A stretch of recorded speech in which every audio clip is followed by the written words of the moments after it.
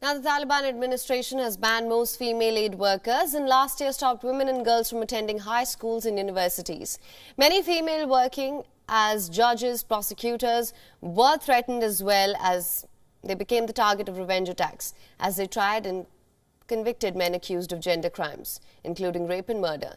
This has led to Afghan women moving to other countries to find asylum. Our next report has all the details. Take a look. My name is Sharar, a woman from Afghanistan. Before Taliban took the power, I was a prosecutor. Obaida Sharar once specialized in gender violence. Her work and the work of her female peers was dangerous in Afghanistan. She's one of 19 female prosecutors who have found asylum in Spain after the Taliban's return to power. But she and many others say they feel abandoned by Western governments and international organizations.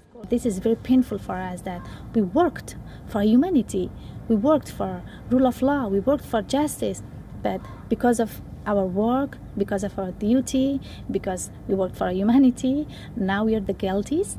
Now we have to flee from our country. Now we have to stay at home, do nothing. Now we have to cover our faces, wear burqa or something else, because we are women. Women's rights in Afghanistan were abruptly curtailed in 2021 with the arrival of the Taliban. It has since banned most female aid workers and stopped women and girls from attending high school and university. Female judges and prosecutors were threatened and became the target of revenge attacks as they tried and convicted men accused of gender crimes, including rape and murder. This prosecutor only gave the initials SM out of fear for her safety. I was the only female prosecutor in the province where people are Pashtun. I had received threats from Taliban members and the criminals who I had sent to prison, also from their families, and warnings from my own family.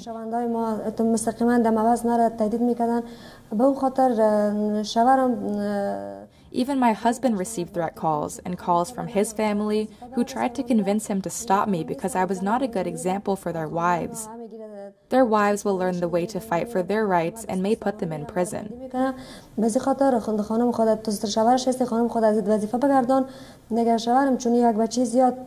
SM and Sharar were part of a group of 32 women judges and prosecutors that left Afghanistan, only to be stuck in Pakistan for a year trying to find asylum. Monika Frakiak is a Polish judge who advocated for them. They are so brave because to become prosecutor in Afghanistan, that was so difficult for them, and to become a lawyer, to become an activist, and they had to fight sometimes with members of their families, with colleagues, with the cultures. The terrible thing is that they were fighting for civilization in Afghanistan, and now they seem to be forgotten. So this is really, really terrible. Ignacio Rodriguez says the women had been held up as symbols of democratic success, only to be discarded. He works for a non-governmental organization that defends prosecuted lawyers.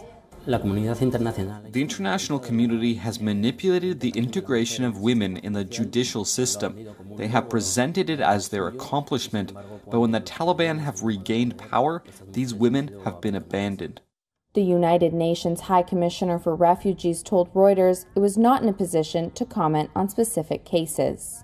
And though she now feels safe with her asylum in Spain, Sharar says she can't enjoy her new life, knowing women back home are still suffering. I'm free. Here I am safe. I can go anywhere. I can wear any kind of dress that I want. I can do anything that I want. But there are lots of women remain in Afghanistan, and they are sentenced to be inside their houses, inside the walls. And this is not still, I cannot enjoy from my life because the women in my country, they are not free, they cannot do anything. WION is now available in your country. Download the app now. Get all the news on the move.